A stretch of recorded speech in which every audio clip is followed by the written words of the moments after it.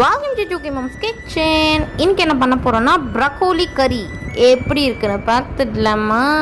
இதுக்கு பயங்கரமான டேஸ்ட் கொடுக்க போகிறது இந்த மில்க் அண்ட் கேஷ்யூ தான். இவனை நல்லா கிரைண்ட் பண்ணி எடுத்து ஊற்றிக்கலாம்.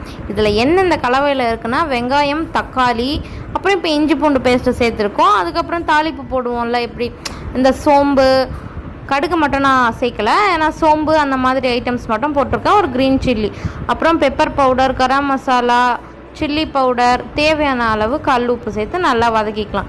தேவையான அளவு தண்ணி ஊற்றிட்டு அது கொஞ்சம் திக்னஸாக வர டைமில் இந்த நம்ம பேஸ்ட் ரெடி பண்ணி வச்சுருக்கோம்ல அவனையும் எடுத்து உள்ளே இறக்கிட்டு ப்ரக்கோலி எடுத்து கொட்டி நல்லா கிண்ட வேண்டிதான்.